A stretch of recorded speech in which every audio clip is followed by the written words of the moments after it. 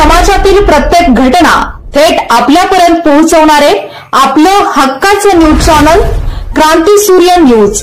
संपादक शशिकांत राजवंत। नशामुक्त भारत अभियानांतर्गत सांगली पोलिसांनी अंमली पदार्थांची विक्री करणाऱ्यांविरोधात मोठी कारवाई केली आहे।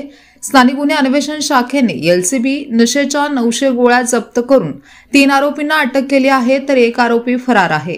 ही कारवाई पोलीस अधीक्षक संदीप घुगे आणि अपर पोलीस अधीक्षक कल्पना बारवकर यांच्या मार्गदर्शनाखाली करण्यात आली आहे। स्थानिक गुन्हे अन्वेषण विभागाकडून मिळालेली माहिती अशी की स्थानिक गुन्हे अन्वेषण शाखेला मिळालेल्या गोपनीय माहितीनुसार रवी पवार नावाचा एक व्यक्ती सांगली रेल्वे स्टेशन जवळील लक्ष्मीनारायण वेट ब्रिजच्या बंद इमारतीसमोर नशेच्या गोळ्या विकण्यासाठी येणार होता।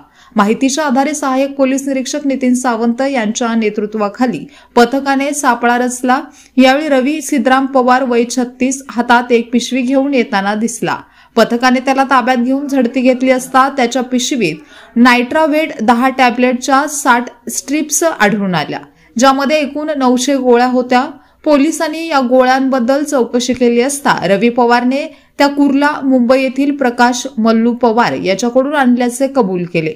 तसेच या गोळ्या जास्त दराने विकण्यासाठी तो त्याचा पुतण्या रोहन साहेबराव पवार वय वर्ष 21 आणि आर्यन बजरंग कांबळे वय वर्ष 22 यांच्या मदतीने कुरिअर बॉय म्हणून काम करत असल्याचेही त्याने सांगितले।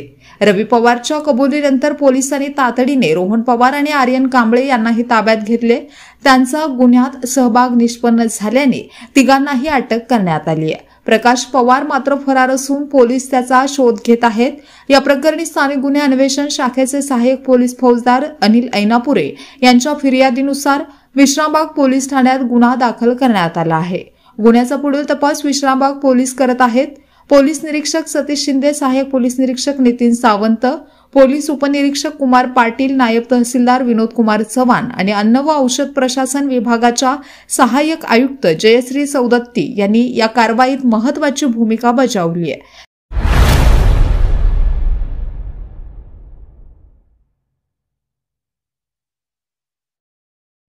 क्रांती सूर्य न्यूज। संपादक शशिकांत राजवंत। सबस्क्राइब करा,